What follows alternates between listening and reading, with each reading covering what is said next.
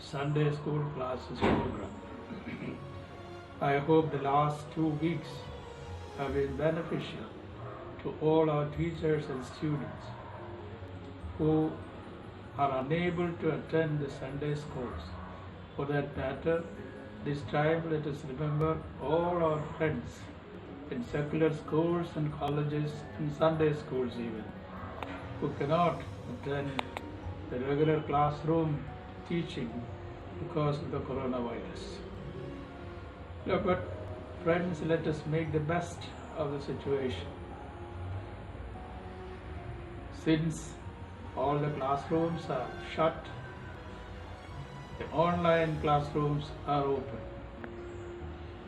First of all, I want to impress upon you that when we learn anything through the online program or in the usual classrooms, the proof of learning is that there will be a visible, perceptible, experiential change in our behavior. So what we learn in our Sunday schools or secular schools is measured by the amount of behavioral changes in us. Our actions, our thinking, our reactions will all be influenced by what we learn and what we teach. So this applies to all the teachers as well as students. When we teach, we are transformed. When we learn, we are also transformed. So this transformation is the result of learning. The Bible says that God teaches people all time. So let us now look forward and give thanks to God who is teaching us about life, about human relationships, about nature, about the world and the future of the world itself. These days, everybody is very anxious about survival of human beings, survival of life on this planet Earth. So let us all come together and pray to God to save this planet, save human beings from this terrific pandemic called COVID-19. Let me also tell you, my friends, that when we learn something from the Bible is part of the Holy Tradition. Along with the Bible, we have our worship scheme, the Holy Liturgy, and the writings of the Holy Fathers. So the liturgy, the writings of the Church Fathers of old, and the Bible, all the three elements constitute our holy tradition. And we act and pray and work according to our holy traditions. So when we learn from the Bible, when we study in Sunday school classes, we are taking a journey along with our Lord into the past, in the future, and live in the presence with our Lord. For example, when we read stories from the Old Testament, when we read about the Ten Commandments given through Moses, then we are taking a journey backwards to the time when Moses, who was a servant of God, ascended the mountain to receive the tablets containing the Ten Commandments. So we are to see before our mental eye what is happening there, maybe centuries ago. And when we come to the book of Psalms, we are singing hymns along with King David and other musicians. And in the Old Testament, we are taking a journey along with Jesus Christ and his disciples. And we are witnessing what he is doing. We are listening to what we are saying. So we are participating in a spiritual experience. Friends, I impress upon you that our Sunday school lessons and education is part of a very meaningful spiritual experience. Let us all benefit from it, in spite of all the difficulties experienced worldwide. Let us preserve what we have, learn what is valuable, learn how to pray intensely, or as St. Paul says, pray without ceasing. Let our learning be a form of prayer. Let our teaching also be a form of prayer. May God bless you and help you to benefit from the online Sunday school classes in the days ahead, every week following this week. May God bless you all. Thank you.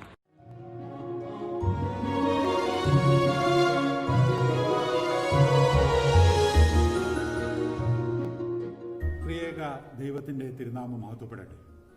കർത്താവിനാൽ അനുഗ്രഹീതരായ കുഞ്ഞുങ്ങളെ, മാതാപിതാക്കളെ, സഹോദരങ്ങളെ, കർത്താവിൽ എപ്പോഴും സന്തോഷിപ്പീൻ എന്ന് ഞാൻ പിന്നെയും പറയും. പരിശുദ്ധനായ പൗലോസ്ലീഹ ഫിലിപ്പിയർക്ക് എഴുതിയ ലേഖനം 4-ാം അധ്യായം 4-ാം വാക്യം. കർത്താവിൽ എപ്പോഴും സന്തോഷിപ്പീൻ എന്ന് ഞാൻ പിന്നെയും പറയും. എല്ലാ മനുഷ്യരും എപ്പോഴും ആഗ്രഹിക്കുന്ന ഒന്നാണ് സന്തോഷം. ഒരു തരത്തിൽ പറഞ്ഞാൽ നമ്മുടെ എല്ലാം ജീവിതം തന്നെ സന്തോഷത്തിൻ്റെ പിന്നാലെയുള്ള ഓട്ടമാണ്. വിശുദ്ധ വേദപുസ്തകത്തിലുടനീളം നമുക്ക് കാണാൻ സാധിക്കുന്നതും സന്തോഷത്തിൻ്റെ ദൂതാണ്. എന്നാൽ ലോകം പലപ്പോഴും അന്വേഷിക്കുന്നത്, പലപ്പോഴും സന്തോഷമെന്ന് വ്യാഖ്യാനിക്കുന്നത് യഥാർത്ഥ സന്തോഷത്തെയാണോ എന്ന് നാം ചിന്തിക്കേണ്ടിയിരിക്കുന്നു. സന്തോഷം നമ്മൾ കണ്ടെത്തേണ്ടിയിരിക്കുന്നു. ഒരുവന് സന്തോഷം നൽകുന്നത് അവരന് സന്തോഷം നൽകിയെന്ന് വരികയില്ല. നമ്മുടെ ചുറ്റും സംഭവിച്ചുകൊണ്ടിരിക്കുന്നതായ കാര്യങ്ങളിൽ സന്തോഷം കണ്ടെത്താൻ നമുക്ക് കഴിഞ്ഞെങ്കിലേ സ്ഥായിയായി നിലനിൽക്കുന്നതായ സന്തോഷം ഉണ്ടാവുകയുള്ളൂ. പ്രതികൂല സാഹചര്യങ്ങളെപ്പോലും പ്രത്യാശയോടെ കാണാൻ കഴിയുന്നവന് എപ്പോഴും സന്തോഷം അനുഭവിക്കുവാനാണ്. ലോകത്തിൽ പ്രയാസങ്ങളും പ്രതിസന്ധികളും ടെൻഷനും ആങ്സൈറ്റിയും എല്ലാം അനുഭവിക്കാത്തവരായിട്ട് ആരും കാണുകയില്ല. നമ്മളെല്ലാവരും ഈ ലോകത്തിൻ്റെ പിരിമുറുക്കങ്ങൾ അനുഭവിച്ച് ജീവിക്കുന്നവരാണ്. ഓരോരുത്തർക്കും അവരവരുടേതായിട്ടുള്ള പ്രയാസങ്ങൾ, പ്രശ്നങ്ങളില്ലാത്ത അവസ്ഥ സൃഷ്ടിക്കുക എന്നത് അസാധ്യമാണ്. എന്നാൽ അവയെ നേരിടുന്ന രീതിയിലാണ് നമുക്ക് സന്തോഷം നിലനിർത്താനും നഷ്ടപ്പെടാനും എല്ലാം ഇടയാകും. സമ്പൂർണത നേടിയ ഒരാളെയും നമുക്ക് കാണാനാവില്ല. There is no perfect man. സമ്പൂർണതയുള്ള വ്യക്തിയോ കുടുംബമോ ഒന്നും കാണുകയില്ല. എന്നാൽ പ്രതികൂല സാഹചര്യങ്ങളെ നേരിടാൻ കരുത്താർജിക്കുന്നവനെ സന്തോഷം അനുഭവിക്കുക, സമാധാനം ലഭിക്കുകയും ഇത്തരത്തിൽ സന്തോഷം നമുക്ക് കണ്ടെത്താനാണ്. നമ്മുടെ ജീവിതത്തെ കരുപ്പിടിപ്പിക്കുന്നത് നമുക്ക് ചുറ്റും സംഭവിക്കുന്ന കാര്യങ്ങളാണ് എന്ന് തോന്നും. സന്തോഷത്തിന് ഭംഗം വന്നാൽ നമ്മൾ മറ്റുള്ളവരെ പലപ്പോഴും കുറ്റപ്പെടുത്തും. പക്ഷേ അറിവുള്ളവർ പറയുന്നത് ശ്രദ്ധിക്കുക, നമ്മുടെ ജീവിതത്തിൽ 10% മാത്രമേ നമുക്ക് ചുറ്റും സംഭവിക്കുന്ന കാര്യങ്ങൾക്ക് പ്രാധാന്യമുണ്ട്. ബാക്കി 90% നമ്മുടെ മനോഭാവമാണ് നമുക്ക് ദുഃഖവും സന്തോഷവും എല്ലാം തരുന്നത്. If you try to see things positively, you will find happiness. See things in a negative attitude, you will never find happiness. പരിശുദ്ധനായ പൗലോസ്ലീഹ തന്നെ വീണ്ടും പറയുന്നു, എപ്പോഴും നന്മ ചെയ്തുകൊണ്ടിരിക്കുക, എപ്പോഴും സന്തോഷിക്കുക. തെസ്സലോനിക്കർക്ക് എഴുതിയ 1-ാം ലേഖനം 5-ാം അധ്യായം 16-ാം വാക്യം. നന്മ ചെയ്യുന്നതിലൂടെ നമുക്ക് സന്തോഷം കണ്ടെത്താം. നന്മ എന്ന് പറയുമ്പോൾ അത് വിവിധ തരത്തിലാകാം. വലിയ വലിയ കാര്യങ്ങൾ, വലിയ സാമ്പത്തിക സഹായങ്ങൾ, അല്ലെങ്കിൽ ഒരാൾക്ക് ജോലി വാങ്ങിക്കൊടുക്കുക, പ്രതിസന്ധിയിൽ ഒരാളെ രക്ഷിക്കുക, അതുപോലുള്ള പ്രവൃത്തികൾ മാത്രമാണ് നന്മ എന്ന് ചിന്തിക്കരുത്. അവയെല്ലാം നന്മ തന്നെയാണ്. എന്നാൽ വളരെ കുറച്ചു പേർക്ക് മാത്രം ചെയ്യാൻ സാധ്യതയുള്ള കാര്യങ്ങളാണ്. എന്നാൽ എല്ലാവർക്കും ചെയ്യാൻ സാധിക്കുന്ന ഒന്നാണ് സ്നേഹം നൽകുക. നമ്മുടെ ഓരോ പ്രവൃത്തിയിലും എത്രമാത്രം സ്നേഹമുണ്ട് എന്നുള്ളതാണ് എത്ര കാര്യങ്ങൾ നമ്മൾ ചെയ്തു എന്നതിനേക്കാൾ പ്രധാനം. മദർ തെരേസയുടെ വചനങ്ങളാണ്, how much love there is in whatever we do is more important than the quantity of work. ചുമലിൽ തട്ടി ഒരു ശക്തിപ്പെടുത്തും. ഉചിതമായ സമയത്ത് ഒരു നന്ദി പ്രകടനം, ഒരു പ്രോത്സാഹനം, ഒരു ഛേദവുമില്ലാത്ത, ഒന്നും നഷ്ടപ്പെടാതെ നമുക്കെല്ലാം ചെയ്യാൻ കഴിയുന്ന കാര്യങ്ങളാണ്. അത് നമുക്കും മറ്റുള്ളവർക്കും സന്തോഷം നൽകും. It is not the happy people who are thankful, it is the thankful people who are happy. സന്തോഷം വരുമ്പോൾ മാത്രം നന്ദി പ്രകടിപ്പിക്കുക എന്നതല്ല, നന്ദിയുള്ളവരാണ് സന്തോഷവാന്മാരാണ്. നന്ദിയില്ലാത്തവരുടെ ഹൃദയം അസൂയ കൊണ്ട് അസൂയ സന്തോഷത്തെ ഇല്ലായ്മ ചെയ്യും. വലിയ നേട്ടങ്ങൾ കൊയ്ത ഒരു സ്ത്രീ ഒരിക്കലൊരു വീഡിയോയിൽ പറയുന്നത് കേട്ടു, ഞാൻ വളരെ ഇൻഡിപെൻഡൻ്റ് ആണ്, എൻ്റെ സ്വന്തം കഴിവുകളാണ് എന്നെ ഇവിടെ വരെ എത്തിച്ചത്. അതുപോലെ നിങ്ങളെല്ലാവരും സ്വതന്ത്രരാകണം, ഇൻഡിപെൻഡൻ്റ് ആയിട്ട് ചിന്തിക്കാനും പ്രവർത്തിക്കാനും കഴിയണം, മറ്റാരിലും ഡിപ്പെൻഡൻ്റ് ആകരുത്. അത് കേട്ടപ്പോൾ എനിക്ക് തോന്നി, അഹങ്കാരി, നിന്റെ ജീവിതത്തിൽ ലഭിച്ചതായ അനേക കരുണകളോട് നിനക്ക് അല്പമെങ്കിലും നന്ദി ഉണ്ടാകേണ്ടതാണ്.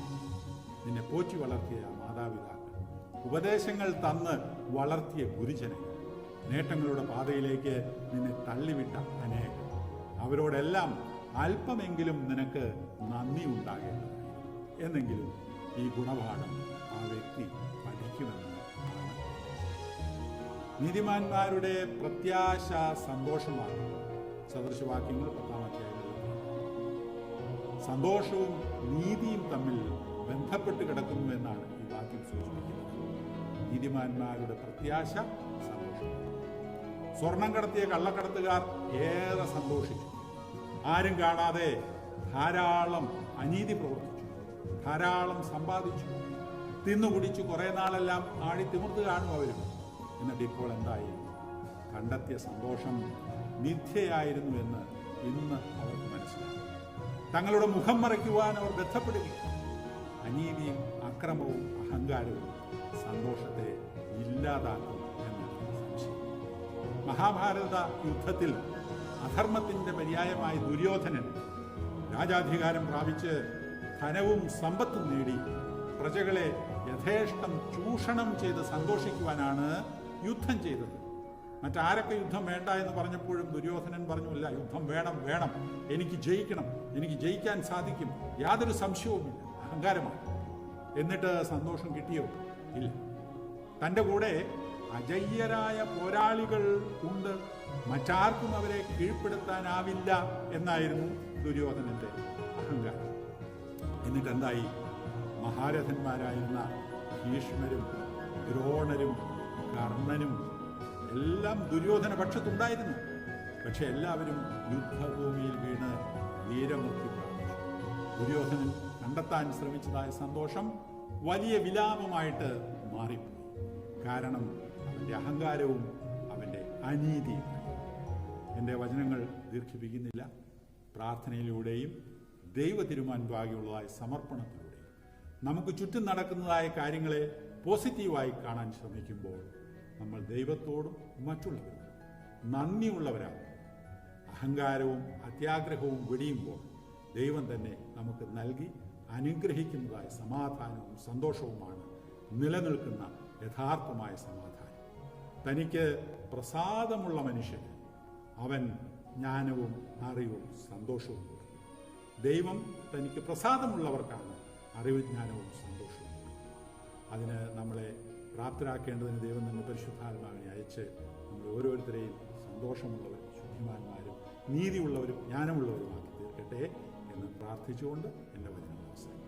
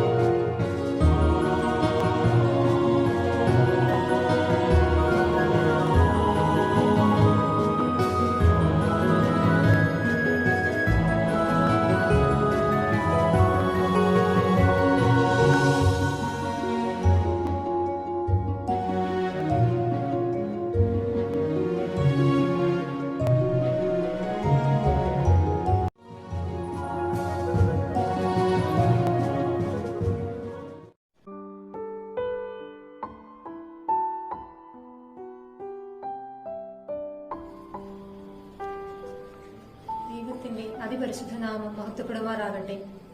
പ്രിയമുള്ള കുഞ്ഞുങ്ങളെ, ഒരു ഞായറാഴ്ച പ്രഭാതം കൂടി ദൈവം നമ്മൾക്ക് ദാനമായി നൽകിയിരിക്കുകയാണല്ലേ. ഞായറാഴ്ച ദിവസം വിശുദ്ധ ദേവാലയത്തിൽ പോകാതെയും വിശുദ്ധ ആരാധനയിൽ സംബന്ധിക്കാതെയും ഒക്കെ ഒരു കാര്യം നമ്മൾക്ക് ചിന്തിക്കാനായിട്ട് പറ്റുന്നില്ല അല്ലേ. എന്നാൽ സാഹചര്യങ്ങളൊക്കെ പ്രതികൂലമായിരിക്കുന്ന ഈ വേളയിൽ നമ്മൾക്ക് ആർക്കും ദേവാലയത്തിൽ പോകുവാനോ ആരാധനയിൽ സംബന്ധിക്കുവാനോ ഒന്നും സാധിക്കുന്നില്ല അല്ലേ. അപ്പോൾ നമ്മുടെ രാജ്യത്തെ ആകെ നടുക്കിയിരിക്കുന്ന ഈ മഹാവ്യാധി നമ്മളിൽ നിന്നും വിട്ടകന്ന് എത്രയും വേഗം നമ്മൾക്ക് ഒരുമിച്ച് കൂടുവാനൊരു സാഹചര്യം ഒരുക്കണമേ എന്ന് യേശുവിനോട് നമ്മൾ നിരന്തരം പ്രാർത്ഥിക്കണം കേട്ടോ. നിങ്ങളെല്ലാവരും ദിവസവും 2 നേരം പ്രാർത്ഥിക്കുന്നവരാണല്ലോ. എല്ലാവരും 2 നേരം, രാവിലെയും വൈകിട്ടും യേശുവിനോട് മുട്ടിപ്പായിട്ട് പ്രാർത്ഥിക്കണം. നിങ്ങളെ പോലെയുള്ള കൊച്ചു കുഞ്ഞുങ്ങളുടെ പ്രാർത്ഥനയാണ് യേശുവിന് ഏറ്റവും ഇഷ്ടം. നമ്മൾ കഴിഞ്ഞ 2 ആഴ്ചയായിട്ട് 4 പാഠങ്ങൾ ഇതിനകം പഠിച്ചു കഴിഞ്ഞു അല്ലേ. എല്ലാവരും കൃത്യമായിട്ട് ആ പാഠഭാഗങ്ങളൊക്കെ വായിച്ചുവെന്നും ടീച്ചർമാർ പറഞ്ഞ അസൈൻമെന്റ്സ് ഒക്കെ കംപ്ലീറ്റ് ചെയ്തുവെന്നും മിസ്സിനറിയാം. ഇനി അഥവാ ആരെങ്കിലും ആ കാര്യങ്ങളൊക്കെ ചെയ്തിട്ടില്ല, നോട്ട്സ് ഒന്നും കംപ്ലീറ്റ് ചെയ്തിട്ടില്ല എങ്കിൽ ഇന്ന് തന്നെ അതെല്ലാം കംപ്ലീറ്റ് ചെയ്ത് വെക്കണം കേട്ടോ. ഇപ്പൊ നമുക്ക് പാഠത്തിലേക്കൊന്ന് കടന്നാലോ. ഇപ്പൊ നമ്മൾ കഴിഞ്ഞ ആഴ്ച ഏത് പാഠമായിരുന്നു പറഞ്ഞു നിർത്തിയത്? യേശുവിന്റെ ക്രൂശ് മരണം. അപ്പോൾ യേശുവിന്റെ ക്രൂശ് മരണത്തിന് ശേഷം അടുത്ത സ്റ്റേജ് എന്ന് പറയുന്നത് യേശു 3-ാം ദിവസം ഉയർത്തെഴുന്നേറ്റതാണെന്ന് നമ്മൾക്ക് എല്ലാവർക്കും അറിയാം. അപ്പോൾ ഉയർത്തെഴുന്നേറ്റ സമയത്തുണ്ടായ സംഭാഷണങ്ങളും സാഹചര്യങ്ങളും ഒക്കെയാണ് നമ്മൾ ഈ പാഠത്തിൽ വിശദമായിട്ട് പഠിക്കാൻ പോകുന്നത്. എല്ലാവരും പഠിക്കാൻ റെഡിയാണല്ലോ? ഓക്കെ. അപ്പോൾ ആ പാഠത്തിലേക്ക് കടക്കുന്നതിന് മുൻപ് മിസ് നിങ്ങളോടൊരു കാര്യം ചോദിച്ചോട്ടെ. മറ്റു മത നേതാക്കന്മാരിൽ നിന്ന് നമ്മുടെ ദൈവത്തെ വ്യത്യസ്തനാക്കുന്ന ഒരു ഫാക്ടർ ഉണ്ട്.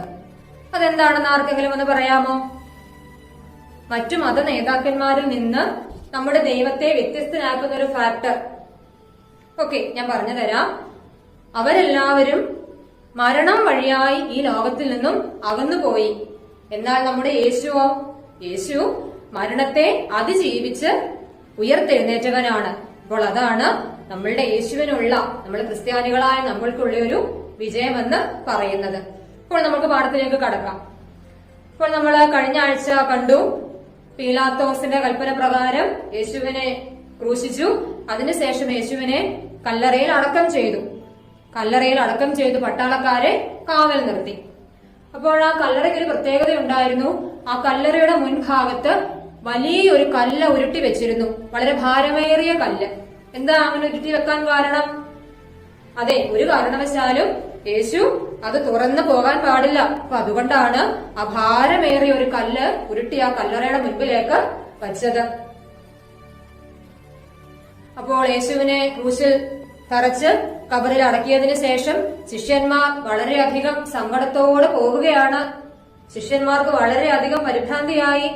ആദ്യമായിട്ടാണ് അവർ ഒറ്റയായി പോയത്. ഇത്രയും നാൾ അവരുടെ കൂടെ യേശു ഉണ്ടായിരുന്നു. എന്നാൽ പെട്ടെന്ന് അവർ ഒറ്റപ്പെട്ട അവസ്ഥയായി. അവർ പറയുകയാണ്, ഇടയൻ വെട്ടേറ്റു, ആടുകൾ ചിതറിപ്പോയി. ആരാണ് ഇടയൻ?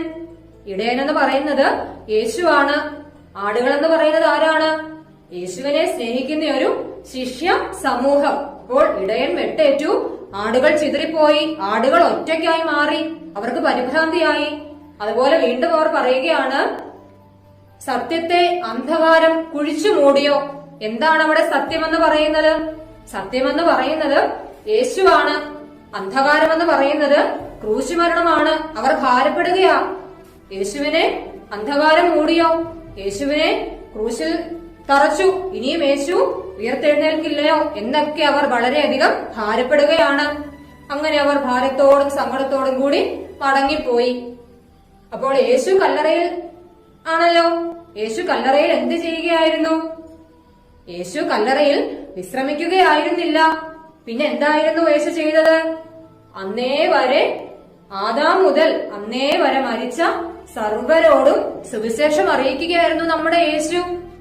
അപ്പൊ അതിന്റെ അനുസ്മരണത്തിനായിട്ടാണ് ഈ പാതാള പ്രവേശം വിശ്വസിച്ച് പൗരസ്ത്യ സഭകൾ സകല വാങ്ങിപ്പോയവരുടെയും ഓർമ്മയ്ക്കായി ദുഃഖ ശനിയാഴ്ച ആചരിക്കുന്നത്. ദുഃഖ ശനിയാഴ്ച നിങ്ങൾ എല്ലാവരും പള്ളിയിൽ പോയിട്ടുണ്ടോ? വിശുദ്ധ കുർബാനയ്ക്ക് ശേഷം പട്ടക്കാരൻ സകല വാങ്ങിപ്പോയവരുടെയും കല്ലറകളിൽ ധൂപമർപ്പിക്കുന്നതെന്ന് ഓർത്തു നോക്കിക്കേ. ഓക്കെ, അപ്പൊ ഇത്രയും ഭാഗം ക്ലിയർ ആയല്ലോ. നമുക്കിനി അടുത്ത സ്റ്റേജിലേക്ക് കടക്കാം. ആഴ്ചവട്ടത്തിന്റെ ഒന്നാം നാൾ. ഏതാണ് ആഴ്ചവട്ടത്തിന്റെ ഒന്നാം നാൾ എന്ന് പറയുന്നത്? അതെ, സൺഡേ ആണ് ആഴ്ചവട്ടത്തിന്റെ ഒന്നാം നാൾ. ആഴ്ചവട്ടത്തിന്റെ ഒന്നാം നാൾ മഗ്ദലന മറിയവും മറ്റു സ്ത്രീകളും കൂടി സുഗന്ധദ്രവ്യങ്ങളുമായി യേശുവിന്റെ കല്ലറയ്ക്ക് അടുക്കലേക്ക് എത്തുകയാണ്. എന്തിനായിരിക്കും അവർ അങ്ങനെ വന്നത്? സുഗന്ധദ്രവ്യങ്ങൾ കൊണ്ടുവന്നത്? ആ സുഗന്ധദ്രവ്യങ്ങൾ യേശുവിനെ പൂശുവാൻ വേണ്ടിയാണ് അവർ അത് കൊണ്ടുവന്നത്. മരിച്ച 3-ാം ദിവസം വരെ മൃതശരീരത്തിൽ സുഗന്ധദ്രവ്യങ്ങൾ പൂശുക എന്നത് യഹൂദന്മാരുടെ ഇടയിൽ ഒരു പതിവായിരുന്നു.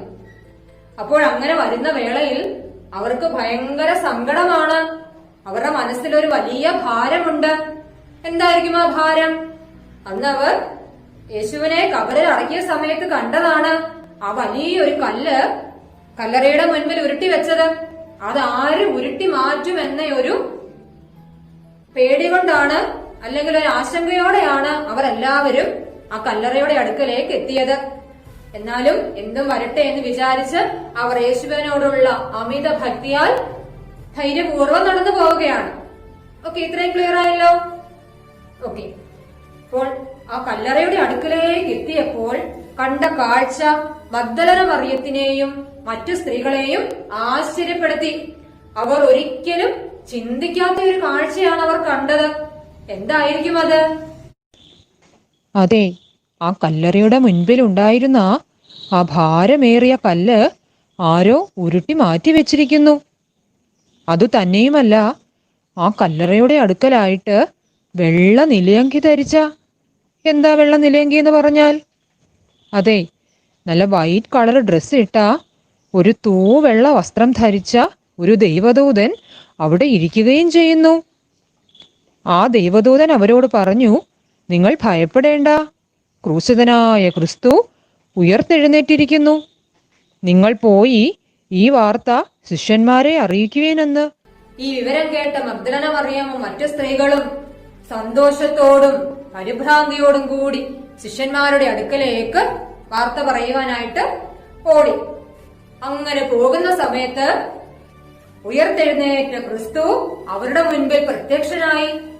അതിനുശേഷം യേശു പറഞ്ഞു, നിങ്ങൾ ഭയപ്പെടേണ്ട, നിങ്ങൾ ശിഷ്യന്മാരോട് പോയി ഞാൻ ഗലീലയിലുണ്ട്, നിങ്ങൾ അവിടേക്ക് വരുവീൻ എന്ന് പറയുവിൻ, അവർ എന്നെ അവിടെ കാണും.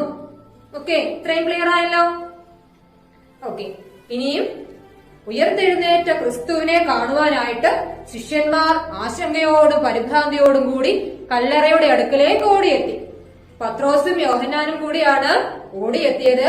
അതിൽ ശിഷ്യനായ യോഹന്നാനാണ് ആദ്യം ആ കല്ലറയുടെ അടുക്കലേക്ക് എത്തിയത്. അങ്ങനെ ആ കല്ലറയുടെ അടുക്കലേക്ക് എത്തിക്കഴിഞ്ഞപ്പോൾ അവിടെ ഒഴിഞ്ഞ കല്ലറയും യേശുവിനെ പൊതിഞ്ഞിരുന്ന ആ തുണിയും അവർ കണ്ടു. യേശുവിനെ ആരും മോഷ്ടിച്ചുകൊണ്ട് പോയതല്ല എന്നവർക്ക് വളരെയധികം വ്യക്തമായി. ഉയർത്തെഴുന്നേറ്റ ക്രിസ്തു പിന്നെ ഞങ്ങൾ കണ്ടു, ആ പുനരുത്ഥാനത്തിന് ഞങ്ങളും സാക്ഷികളായി തീർന്നു എന്ന് പത്രോസ്ലീഹ വ്യക്തമാക്കുന്നുണ്ട്, തന്റെ ലേഖനത്തിൽ വ്യക്തമാക്കുന്നുണ്ട്.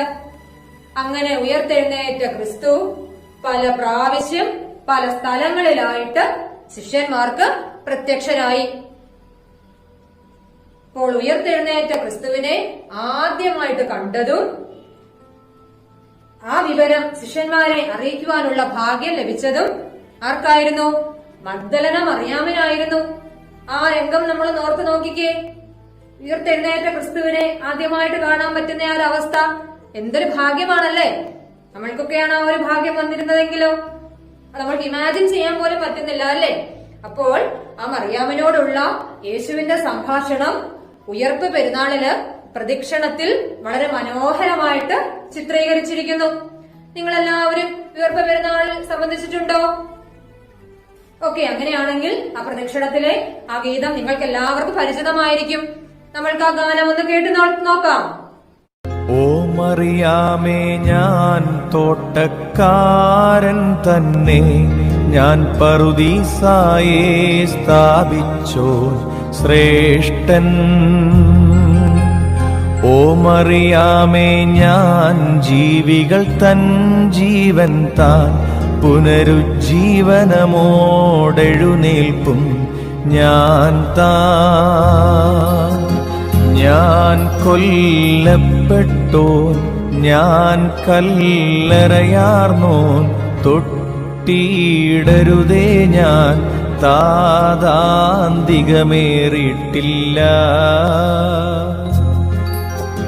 മഹിമയോടാക്കബറീന്നെഴുന്നേറ്റേനെന്നേവം ശിഷ്യന്മാരോടായി നീ സുവിശേഷിക്ക.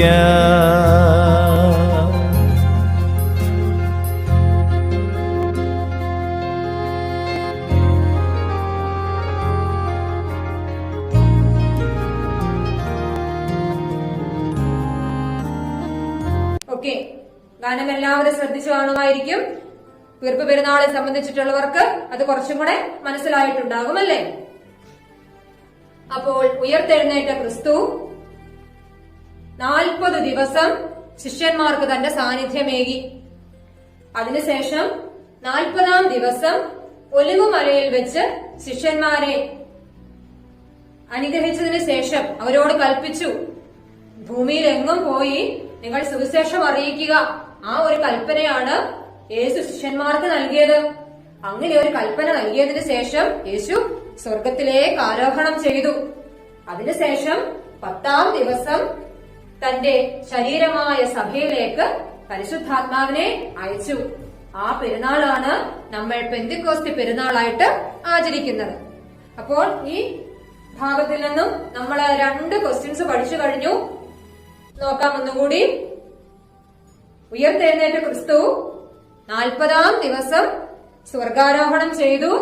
അതിനുശേഷം 50-ാം ദിവസം എന്താണ് ചെയ്തത്? തന്റെ ശരീരമായ സഭയിലേക്ക് പരിശുദ്ധാത്മാവിനെ അയച്ചു. ആ പെരുന്നാളാണ് പെന്തിക്കോസ്തി പെരുന്നാൾ. അപ്പോൾ ഉയർപ്പിന് ശേഷം 40-ാം ദിവസം സ്വർഗാരോഹണ പെരുന്നാളും ഉയർപ്പിന് ശേഷം 50-ാം ദിവസം പെന്തിക്കോസ്തി പെരുന്നാളും. പെന്തിക്കോസ്തി പെരുന്നാളിൽ നമ്മളെല്ലാവരും വിശുദ്ധ കുർബാനയെ സംബന്ധിച്ചിട്ടുള്ളവരാണല്ലേ? ആ പെന്തിക്കോസ്തി പെരുന്നാളിലെ ദീർഘമായ ശുശ്രൂഷ ഓർമ്മ വരുന്നുണ്ടോ?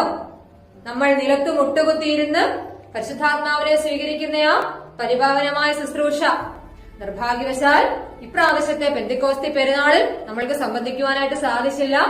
എന്നാൽ അടുത്ത പ്രാവശ്യം നമ്മൾക്കൊക്കെയും ഒത്തൊരുമിച്ച് ആ പെരുന്നാളിൽ സംബന്ധിക്കുവാൻ സാധിക്കട്ടെ എന്ന് നമ്മൾക്ക് പ്രത്യാശിക്കാം അല്ലേ? അപ്പോൾ ഇത്രയും ഭാഗം നന്നായിട്ട് ക്ലിയർ ആയല്ലോ. ഇനി അടുത്ത സെക്ഷനിലേക്ക് നമുക്ക് പോകാം. യേശുവിന്റെ മരണം, യേശുവിന്റെ ക്രൂശ് മരണം യേശുവിന്റെ അവസാനമായിരുന്നുവെങ്കിൽ അതൊരു വലിയ പരാജയമാകുമായിരുന്നു. നമ്മളൊന്ന് ചിന്തിച്ചു നോക്കിക്കേ. യേശു ഉയർത്തെഴുന്നേറ്റിട്ടില്ലാത്ത അവസ്ഥ, വളരെ അന്ധകാരമായ ഒരു അവസ്ഥയല്ലേ? പ്രകാശമില്ലാത്ത അവസ്ഥ. അപ്പോൾ യേശുവിന്റെ മരണം അതുകൊണ്ട് അവസാനിച്ചിരുന്നുവെങ്കിൽ അത് വളരെ ഒരു പരാജയമാകുമായിരുന്നു. എന്നാൽ യേശു അന്ധകാരത്തെ അതിജീവിച്ച് സകല തിന്മകളെയും അതിജീവിച്ച് ഉയർത്തെഴുന്നേറ്റു. ആ ഉയർപ്പാണ് വിശ്വാസികളായ നമ്മളുടെ വിശ്വാസത്തിന്റെ കരുത്തെന്ന് പറയുന്നത്. നമ്മുടെ സഭയുടെ ഉത്ഭവവും സഭയുടെ വളർച്ചയും എല്ലാം ആ ഉയർത്തെഴുന്നേൽപ്പിന്റെ ഒരു കാരണമായി തീർന്നിരിക്കുന്നു. നമ്മളുടെ സഭ അനുദിനം എല്ലാ പ്രതിസന്ധികളെയും തരണം ചെയ്ത് മുന്നോട്ട് നീങ്ങുകയാണ്. ആ ഉയർപ്പാണ് ഈ സഭയുടെ ശക്തി എന്ന് പറയുന്നത്.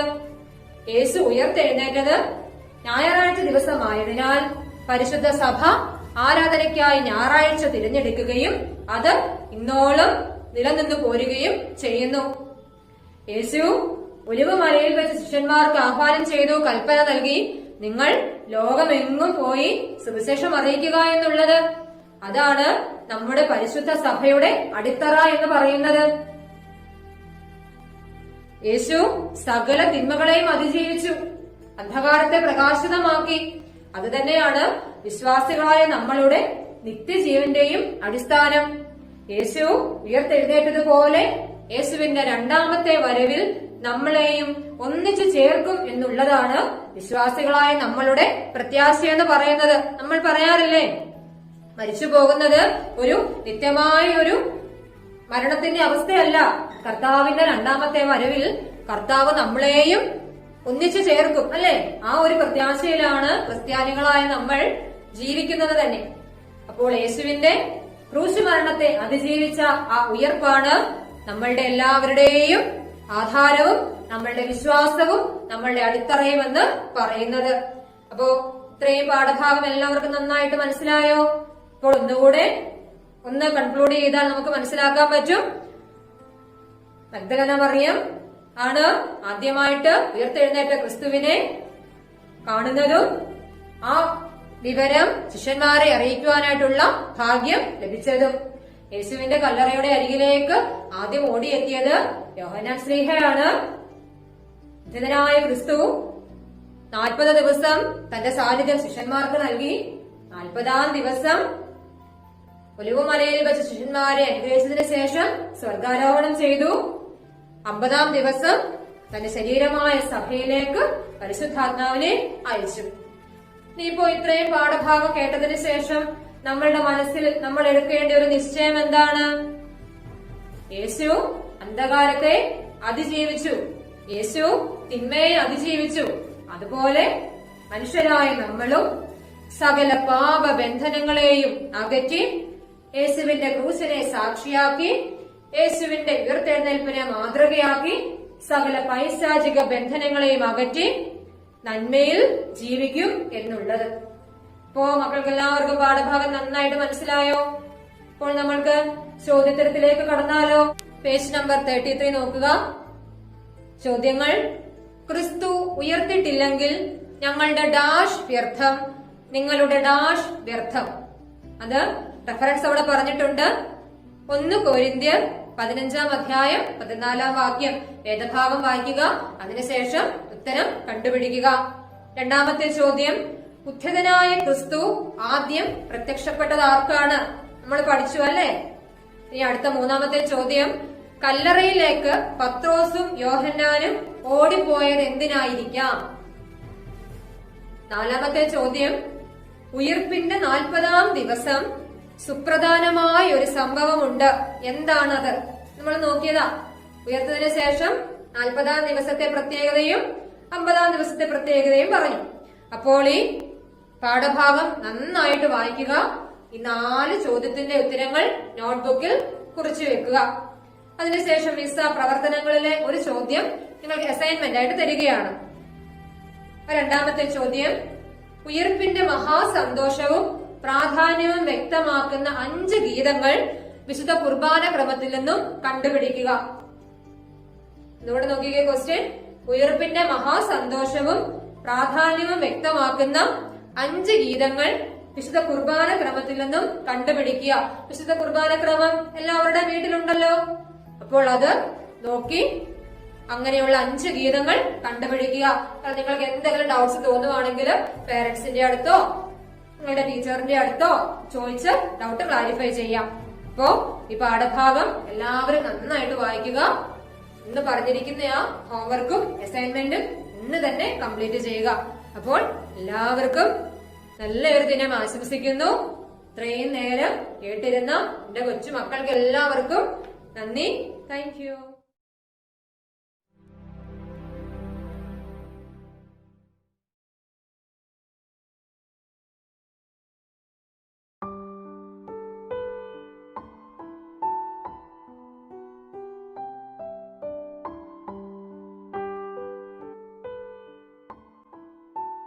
ദൈവ തിരുനാമത്തിന് മഹത്വം ഉണ്ടായിരിക്കട്ടെ. കഴിഞ്ഞ 5 ചാപ്റ്റേഴ്സിൽ നിങ്ങൾ കർത്താവ് പെസഹ സ്ഥാപിച്ചത് മുതൽ കർത്താവിന്റെ ഉയർത്തെഴുന്നേൽപ്പ് വരെയുള്ള സംഭവങ്ങൾ പഠിച്ചു. ആ 5 ചാപ്റ്റേഴ്സും പുതിയ നിയമത്തിൽ നിന്നുള്ളതായിരുന്നു. ഇനി വരുന്ന 5 ചാപ്റ്റേഴ്സ്, അതായത് 6 മുതൽ 10 വരെയുള്ള ചാപ്റ്റേഴ്സ് പഴയ നിയമത്തിൽ നിന്നുള്ളതാണ്. പോലീസും കോടതിയും ഒക്കെ നമ്മുടെ നാട്ടിലുണ്ടല്ലേ, നിങ്ങൾക്കറിയാമല്ലോ. ഈ പോലീസും കോടതിയും ഒക്കെ അവരുടെ ഇഷ്ടത്തിനനുസരിച്ചാണോ പ്രവർത്തിക്കുന്നത്? അല്ല.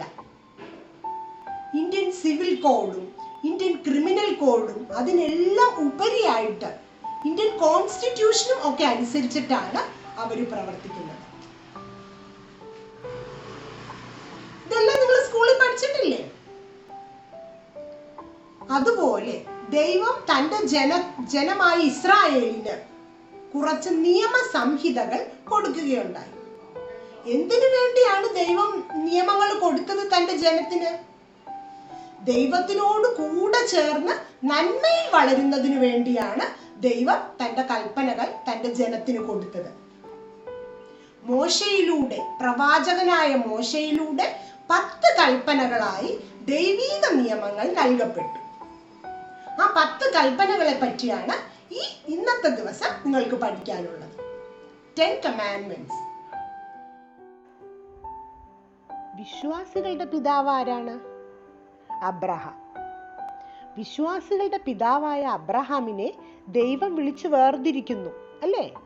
ആ വേർതിരിക്കുന്നതോടെയാണ് ഇസ്രായേൽ സമൂഹത്തിന്റെ ആരംഭം. തുടർന്ന് അബ്രഹാമിന്റെ പുത്രനായ ഇസഹാക്കിന്റെ പുത്രനായ യാക്കോബ് എന്നിവരുടെ ചരിത്രത്തിലൂടെ ഇത് തുടരുന്നു. പിന്നീട് വരുന്നത് യാക്കോബിന്റെ മകനായ ജോസഫിന്റെ കഥ നിങ്ങൾ 5ാം ക്ലാസ്സിൽ പഠിച്ചിട്ടില്ലേ? സഹോദരന്മാരെല്ലാവരും കൂടി ജോസഫിന് വളരെയധികം ഉപദ്രവിച്ചു. അവസാനം എന്തു ചെയ്തു? വ്യാപാരികൾക്ക് വിറ്റു.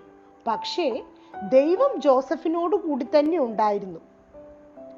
ജോസഫ് ഈജിപ്തിന്റെ അധിപതിയായി. പിന്നീട് വലിയ ക്ഷാമം വന്നു.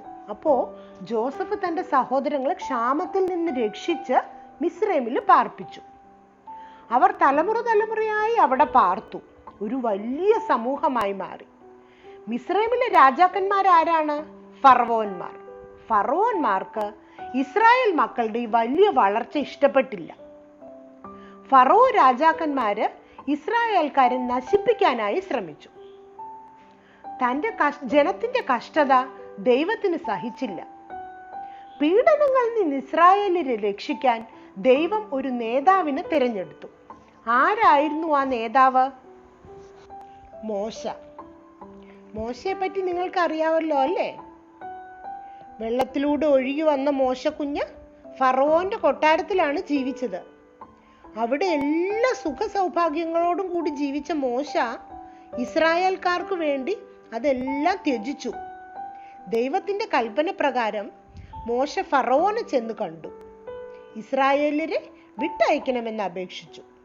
എന്നാൽ ഫറവോൻ ആ അപേക്ഷ സ്വീകരിച്ചില്ല. പക്ഷേ ദൈവം തന്റെ ജനത്തെ കൈവിട്ടില്ല. ദൈവം എന്തു ചെയ്തു? ദൈവം ആ ദേശത്ത് 10 ബാധകൾ 10 കലാമിറ്റീസ് അയച്ചു. അവസാനം അടിമ വീടായ മിസ്രൈമിൽ നിന്ന് വാഗ്ദത്ത നാടായ കാനാനിലേക്ക് ഇസ്രായേൽ മക്കൾ പുറപ്പെട്ടു. ഇസ്രായേൽ ജനത്തെ മോശ മരുഭൂമിയിൽ കൂടി നയിച്ചുകൊണ്ടുപോയി. ഇതെല്ലാം നിങ്ങൾ കഴിഞ്ഞ ക്ലാസ്സിൽ പഠിച്ചതാണല്ലേ, 5th സ്റ്റാൻഡേർഡില്. മിസ്രൈമിൽ നിന്നും കാനാൻ ദേശത്തേക്കുള്ള ഇസ്രായേൽ മക്കളുടെ ഈ യാത്രയാണ് പുറപ്പാട് പുസ്തകത്തിൽ രേഖപ്പെടുത്തിയിരിക്കുന്നത്. മോശയുടെ കൂടെ തന്നെ എല്ലാത്തിനും സഹായിയായി മോശയുടെ സഹോദരനായ അഹറോനും ഉണ്ടായിരുന്നു. 40 വർഷം യാത്ര ചെയ്താണ് ഇസ്രായേൽ മക്കൾ കനാനിൽ എത്തിച്ചേരുന്നത്. ദൈവേഷ്ടത്താൽ മോശ അത് സഫലമാക്കി. ആവർത്തന പുസ്തകം 34-ാം അധ്യായം 12-ാം വാക്യത്തിൽ മോശയെ പറ്റി പറയുന്നുണ്ട്.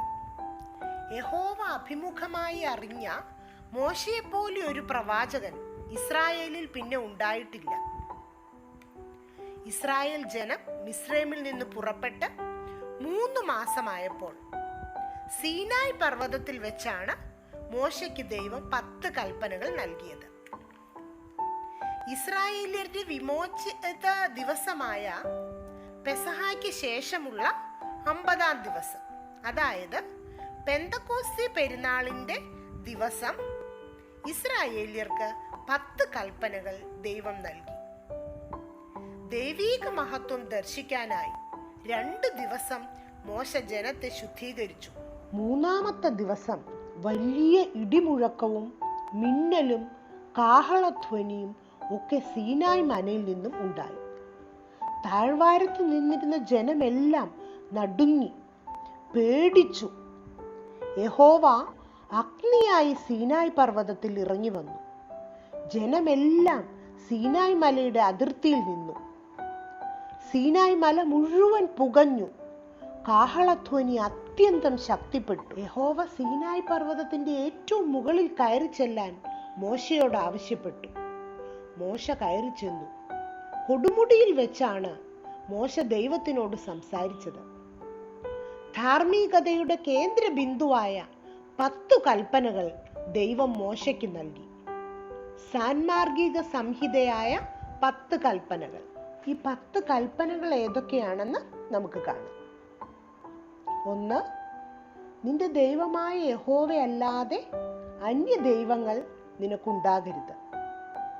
2. മീതെ സ്വർഗത്തിലോ താഴെ ഭൂമിയിലോ ഭൂമിക്ക് കീഴെ വെള്ളത്തിലുള്ളതോ ആയ യാതൊന്നിൻ്റെയും പ്രതിമയുണ്ടാക്കി നമസ്കരിക്കുകയോ സേവിക്കുകയോ ചെയ്യരുത്. 3.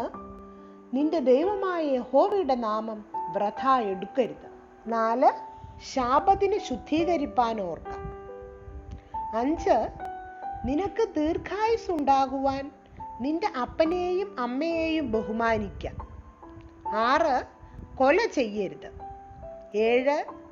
വ്യഭിചാരം ചെയ്യരുത്. 8. മോഷ്ടിക്കരുത്. 9. കള്ളസാക്ഷ്യം പറയരുത്. 10.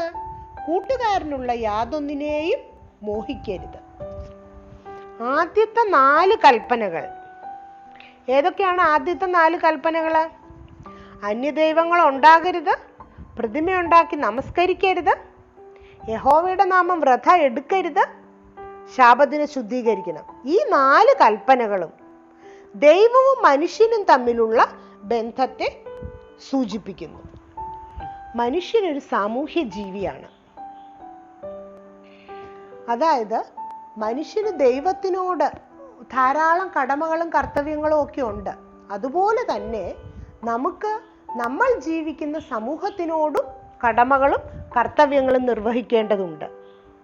അവസാനത്തെ 6 കൽപ്പന, അതായത് 5 മുതൽ 10 വരെയുള്ള കൽപ്പനകൾ ഏതൊക്കെയാണ്? 5 മുതൽ 10 വരെയുള്ള കൽപ്പനകൾ: അപ്പനെയും അമ്മയെ ബഹുമാനിക്കുക, കൊല ചെയ്യരുത്, വ്യഭിചാരം ചെയ്യരുത്, മോഷ്ടിക്കരുത്, കള്ളസാക്ഷ്യം പറയരുത്, കൂട്ടുകാരനുള്ള ഒന്നിനെയും മോഹിക്കരുത്.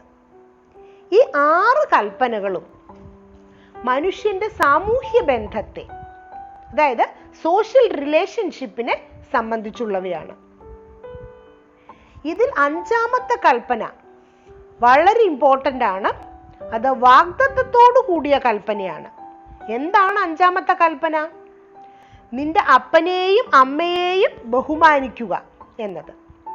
അനുഗ്രഹപ്രദമായ ദൈവിക കൽപ്പന എപ്പോഴും നമ്മൾ ഓരോരുത്തരും ഓർത്തിരിക്കേണ്ടതാണ്. ഈ 10 കൽപ്പനകളും ദൈവം നൽകിയത് എപ്പോഴാണ്? പഴയ നിയമകാലത്താണ്. അതായത് യേശുവിൻ്റെ ജനനത്തിന് മുൻപ് ദൈവം മോശയ്ക്ക് നൽകിയ, പഴയ നിയമകാലത്ത് നൽകിയ 10 കൽപ്പനകളും പുതിയ നിയമകാലത്ത് യേശു അംഗീകരിച്ച് അതിനൊരു പുതിയ അർത്ഥവ്യാപ്തി നൽകുന്നുണ്ട്. ഈ 10 കൽപ്പനകളെ ആവർത്തന പുസ്തകം 6-ാം അധ്യായം 5-ാം വാക്യത്തിലും ലേവ്യ പുസ്തകം 19-ാം അധ്യായം 18-ാം വാക്യത്തിലും 2 കൽപ്പനകളാക്കി സംക്ഷേപിക്കുന്നുണ്ട്. 1. നിന്റെ ദൈവമായ കർത്താവിനെ പൂർണ്ണ ഹൃദയത്തോടും പൂർണ്ണ ആത്മാവോടും പൂർണ്ണ മനസ്സോടും സ്നേഹിക്കണം. 2. കൂട്ടുകാരനെ നിന്നെ പോലെ തന്നെ സ്നേഹിക്കണം. അതായത് കർത്താവ് പഴയ നിയമകാലത്ത് മോശയ്ക്ക് ദൈവം നൽകിയ 10 കൽപ്പനകളെ 2 കൽപ്പനകളാക്കി ചുരുക്കുവാണ്. പുതിയ നിയമത്തിൽ യേശുക്രിസ്തുവിലൂടെ ന്യായപ്രമാണത്തിന്റെ പുതുക്കവും പൂർണ്ണതയും ഉണ്ടായി എന്ന് വിശുദ്ധ യോഹന്നാൻ ശ്ലീഹ നമ്മെ പഠിപ്പിക്കുന്നു. യഹോവ ഇസ്രായേൽ ജനത്തിന് 10 കൽപ്പനകൾ നൽകിയതിനു ശേഷം പിന്നെയും മോശയോട് തൻ്റെ അടുക്കൽ പർവ്വതത്തിലേക്ക് വരുവാൻ കൽപ്പിച്ചു. ഞാൻ നിനക്ക് കൽപ്പലകകളും അവരെ ഉപദേശിക്കേണ്ടതിന് ന്യായപ്രമാണവും കൽപ്പനകളും നൽകാം എന്ന് പറഞ്ഞു. അതനുസരിച്ച് മോശ താൻ മടങ്ങി വരുന്നതുവരെ ഇവിടെ കാത്തിരിക്കുക എന്ന് ജനത്തോട് പറഞ്ഞു പർവ്വതത്തിലേക്ക് കയറിപ്പോയി. പിന്നെ 40 പകലും 40 രാവും മോശ പർവ്വതത്തിൽ ഉപവസിച്ച് പ്രാർത്ഥിച്ചു. മോശയുടെ അസാന്നിധ്യത്തിൽ ഇസ്രായേൽ ജനം ദൈവത്തെ അങ്ങ് മറന്നു. ബിംബ ആരാധനയ്ക്കായി അഹറോനെ നിർബന്ധിച്ചു. അവർ സ്വർണം കൊണ്ടൊരു കാളക്കുട്ടിയെ വാർത്തുണ്ടാക്കി. പർവ്വതത്തിൽ നിന്നും ഇറങ്ങി വന്ന മോശ തൻ്റെ ജനം കാളക്കുട്ടിയെ ആരാധിക്കുന്നത് കണ്ട് അന്ധാളിച്ചു പോയി. കൽപ്പന എഴുതിയ കൽപ്പലകൾ 2 പലകകളിലായിട്ടാണ് കൽപ്പനകൾ എഴുതിയിരുന്നത്. 2 പലകകളും ഓരോ കയ്യിൽ പിടിച്ചിട്ടാ മോശ താഴേക്ക് ഇറങ്ങി വന്നത്. ആ 2 കൽപ്പലകകളും കോപം കൊണ്ട് മോശ എറിഞ്ഞുടച്ചു. ജനത്തെ കൊണ്ട് പ്രായശ്ചിത്തം ചെയ്യിക്കാനായി മോശ ആ കാളക്കുട്ടിയെ തീയിലിട്ട് ചുട്ട് അരച്ച് പൊടിച്ച് വെള്ളത്തിൽ വിതറി ജനത്തെ കുടിപ്പിച്ചു. എന്നിട്ട് യഹോവയോട് മധ്യസ്ഥത അർപ്പിച്ച് തൻ്റെ ജനത്തിനായി പ്രാർത്ഥിച്ചു. യഹോവ മോശയുടെ പ്രാർത്ഥന കേട്ടു. തുടർന്ന് കനാനിലേക്കുള്ള യാത്രയിലും യഹോവ അവരെ സഹായിച്ച് അനുഗ്രഹിച്ചു. ഇവിടെ നിങ്ങൾക്ക് നിങ്ങളുടെ ടെക്സ്റ്റിന്റെ ബാക്കിലുള്ള ക്വസ്റ്റ്യൻസ് ആണിത്. ഇതെല്ലാം നിങ്ങൾ ആൻസർ ചെയ്യണം. ടെക്സ്റ്റ് ഒന്ന് വായിക്കുക, ഈ ലെസൺ ഒന്ന് വായിക്കുക, എന്നിട്ട് ഇതെല്ലാം ആൻസർ ചെയ്യണം. നോട്ടിൽ ആൻസർ ചെയ്ത് നിങ്ങളുടെ ടീച്ചറിന് ഇത് വാട്സപ്പ് ചെയ്ത് കൊടുക്കണം. എല്ലാവരും ഇതെല്ലാം കൃത്യമായിട്ട് ചെയ്യുന്നുണ്ടല്ലോ അല്ലേ? അപ്പോഴാണ് നിങ്ങളുടെ അറ്റൻഡൻസ് പള്ളിയിൽ മാർക്ക് ചെയ്യുന്നത് കേട്ടോ. ഒരു കാര്യം കൂടെ പറയാനുണ്ട്. നിങ്ങളുടെ എല്ലാ ജീവിതത്തില് ഒരു പക്ഷേ ഇതുപോലെ പ്രലോഭനങ്ങൾ വന്നേക്കാം. പക്ഷേ ആ പ്രലോഭനങ്ങളിൽ വീഴാതെ ദൈവത്തിനോട് ചേർന്ന് നന്മയുള്ള മക്കളായി ദൈവ പൈതങ്ങളായി വളരണം. അതിന് ദൈവം അനുഗ്രഹിക്കട്ടെ.